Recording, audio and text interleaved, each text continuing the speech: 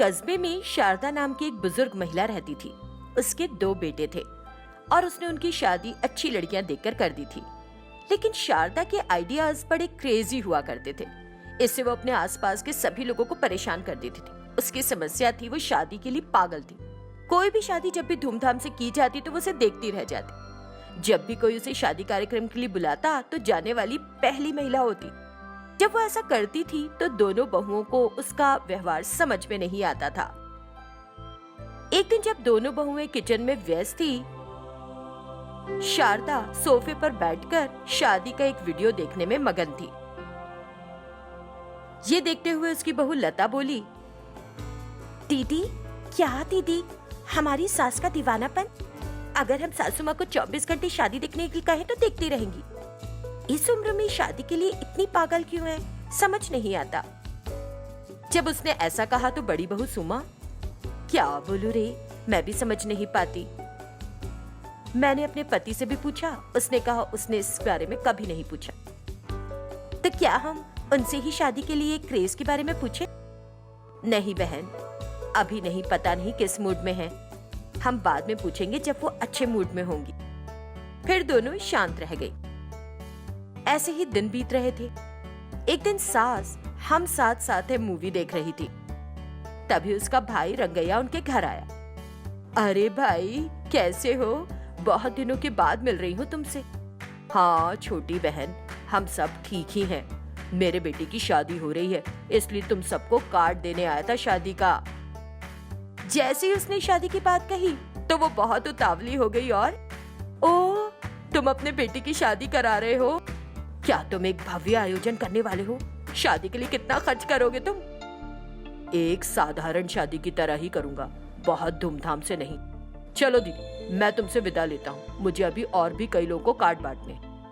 हाँ चले जाना मेरे भैया, तुम्हारी बात से मुझे अपनी शादी की याद आ गई। बड़े धूमधाम से करना चाहती थी, लेकिन जैसा मैंने सोचा हुआ नहीं। शादी का कार्यक्रम होने का मतलब तो है कि वो सारी बातें समझाने लगी। और दूसरी तरफ रंगैया उससे विदा लेने की कोशिश कर रहा था, लेकिन शारदा उसे छोड़ ही नहीं रही थी और लगातार बोले जा रही थी। तब रंगैया उठकर खड़ा हो गया। बहन प्लीज मुझे गलत मत समझना, लेकिन कह रहा हूँ तुम इस शादी में मत आना। हाँ। वो वहां से उठा और बड़ी तेजी से उनके घर से चला गया। ये क्या, मुझे समझ नहीं आता कोई मेरी बात क्यों नहीं सुनता है। भले ही वो मुझसे शादी के लिए आने के ना कहे, मैं तो जरूर जाऊंगी इसकी बेटे की शादी में। हाँ, उसने कहा तो उसकी हालत देख बहुओं को समझ नहीं आया कि क्या करे। ऐसे ही एक हफ्ता बीत गया। आखिर शारदा रंगैया के बेटे की शादी में जाकर रही। दीदी, सासू माँ शादी में गईं। अब मुझे समझ नहीं आता कि वो शादी के लिए अपने पागलपन से कितने लोगों को परेशान करेंगे। बेचारे, उनके पागलपन की शिकार। अब तक शादी खत्म हो गई होगी, लेकिन ये नहीं लौटी हैं।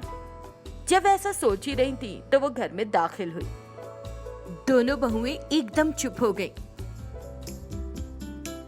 बहुओं, मैंने तुम्हारी शादी कितनी धूमधाम से की थी, लेकिन इस रंगैया के बेटे की शादी एकदम मामूली थी।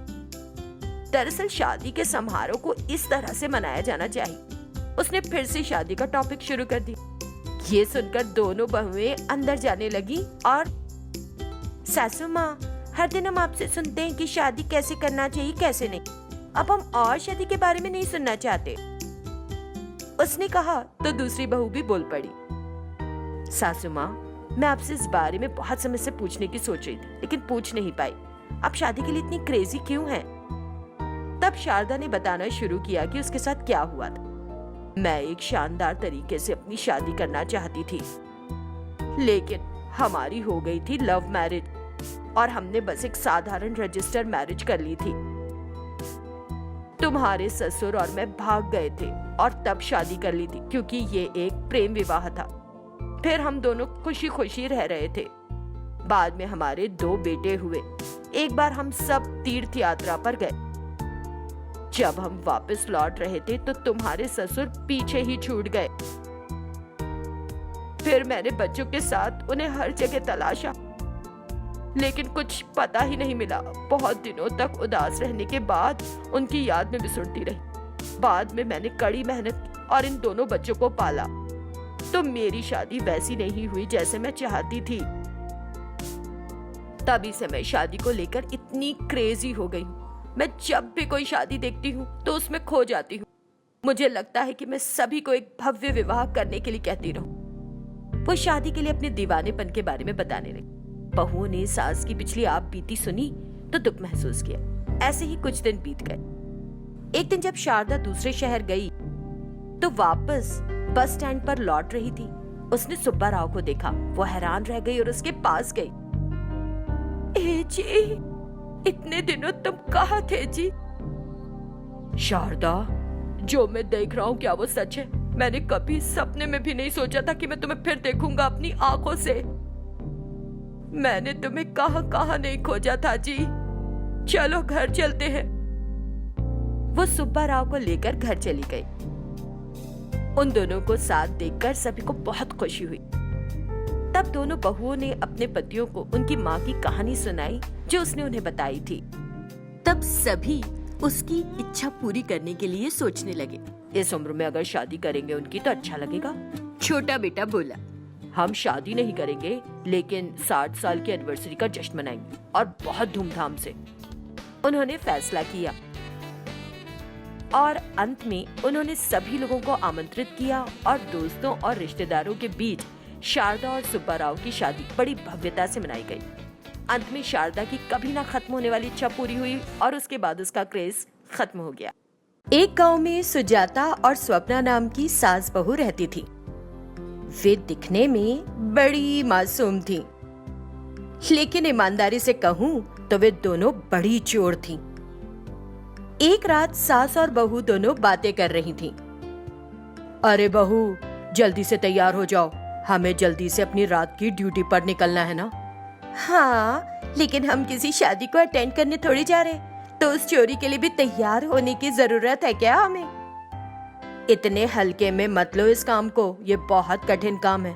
हमें कितनी मेहनत करनी पड़ती है। हमें ये करने के लिए बहुत हिम्मत चाहिए, धैर्य चाहिए। ये चोरी ही फिलहाल हमें खाना जुटा रही है ना। ठीक है, अब रुको। हर दिन वही पुरानी कहानी दोहराती रहोगी क्या? कुछ समय प्रतीक्षा करो, सबको सोने दो, तब हम आराम से जाकर चोरी करेंगे। फिर उन्होंने कुछ देर इंतजार किया। अंधेरा हो गया और वे दोनों बाहर निकल आईं। सासू माँ, आज का क्या प्लान है? प्लान ये है कि हम पड़ोस की कॉलोनी में जाएंगे और जो लोहा मिलेगा वो ले आएंगे। ये कहते ही दोनों शुरू हो गए। वे दोनों चल दी और कॉलोनी की गली में निकल पड़ी और जो कुछ भी उन्हें मिला, पोस्ट बॉक्स, नेम प्लेट, वे उसे उखाड़कर अपने बैग में डालकर आगे बढ़ रही थी। तभी उन्हें एक गेट पर बोर्ड दिखाई दिया, कुत्तों से सावधान रहें। ये देखकर बहू, सासू माँ देखो, यहाँ कुत्ते हैं ऐसा लगता है। कुत्ते अंदर ही होंगे ना, और हम तो बाहर चोरी करेंगे, ऐसे में डरने की जरूरत नहीं। इतना कहकर दोनों ने उस बोर्ड को ही तोड़ दिया। आवाज होते ही कुत्ता दौड़ता हुआ आया, भौंकने लगा और उन पर उछलने ही वाला था। ये देखकर स्वप्ना, बाप रे, चलो भागो, अगर इस खूंखार कुत्ते ने हमें पकड़ लिया तो हमारे टुकड़े टुकड़े कर डालेगा।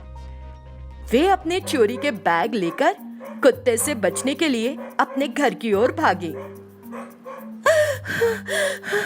बाप रे, अगर हमें कुत्ते ने पकड़ लिया होता तो आज खत्म हो जाते।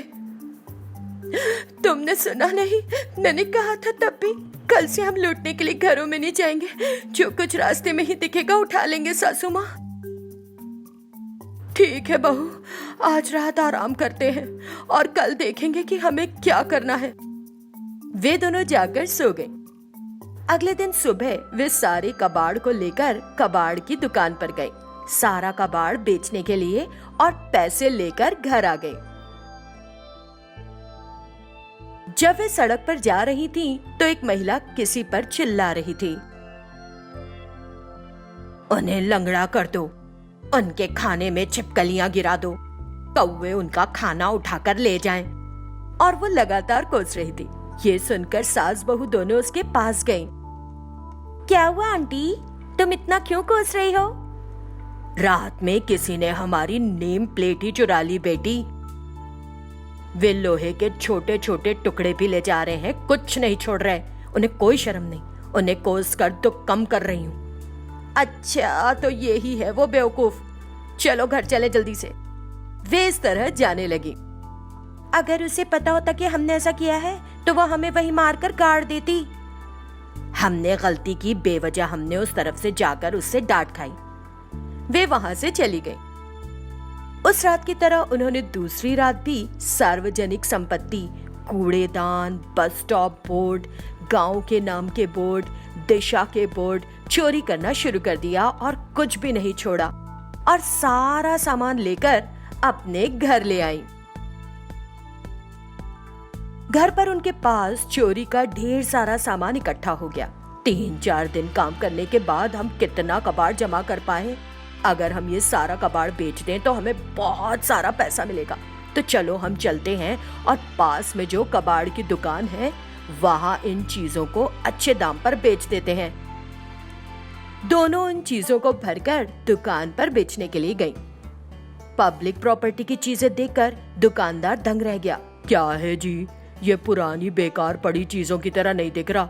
ऐसा लगता है तुम दोनों ने सार्वजनिक संपत्ति चुराई है। हमने कोई पब्लिक प्रॉपर्टी नहीं चुराई बाबू, ये बेकार सामान है। नहीं तो इन चीजों को देखता हूँ तो संदेह हो रहा है। अगर कहीं पुलिस को एक कबाड़ दिखाई दे गया तो मुझे गिरफ्तार कर लेंगे। मैं चीजें नहीं खरीद सकता। तुमको इसके बदले में छोटी सी रकम दूंगा, देना है तो दो। उसके ऐसे कहने पर सास बहू ने उसने जो दिया वो लेकर अपने घर आना उचित समझा। हमने इतने दिन इतनी मेहनत की लेकिन पैसा जरा सा मिला। ये लोहे प्लास्टिक की चीजें बेचने की बजाय हम एक बैंक को लूटे तो कुछ फायदा है, वरना तो बस पैसा जमा करके शहर चले जाएंगे। लेकिन बैंक को लूटना हमारे लिए इतना आसान होगा क्या? निश्चित रूप से होगा। आज रात ही बैंक को लूटने की कोशिश करेंगे। ऐसा फैसला किया। उस रात जब सारा शहर सो रहा था, दोनों पीछे की दीवार की तरफ से बैंक में दाखिल हो गईं। धीरे धीरे वे लॉकर रूम में गईं और उसे खोलने के लिए हैंडल पर हाथ रखा। तुरंत उन्हें बिजली का झटका लगा और दोनों नीचे गिर पड़ी। हाय रे भगवान, क्या हम अभी भी जीवित हैं? एक पल को मुझे लगा कि मेरी जिंदगी शौक से चली गई है। इसमें पावर ज्यादा नहीं है, इसका स्विच यहीं कहीं होगा। हमें स्विच ऑफ कर देना चाहिए। चलो। उन्होंने इस तरफ और उस तरफ देखा। तब सास को एक स्विच दिखा। अरे देखो बहू, स्विच यहाँ है, मुझे इसे बंद करने दो। तो उसने स्विच दबा दिया। तभी अलार्म बज उठा। अब हम मर चुके हैं। इससे पहले कि कोई आए हमें यहाँ से भाग जाना चाहिए सासू माँ। दोनों जान हथेली में लेकर सरपट भागी और अपने घर पहुंच गईं। बाप रे, बैंक की बजाय स्टील की चीजों को ही उठाना बेहतर है। हमें फिर कभी ये जोखिम नहीं उठाना चाहिए बहू। दोनों की सांसें फूल रही थीं। फिर बहू बोली, ठीक है सासू माँ, हमारा पुराना स्टाइल ही अच्छा है। इतना कहकर वे बिस्तर पर गिर पड़ी। इस तरह सास और बहू चोरू के अलग अलग हथकंडे अपना रही थी।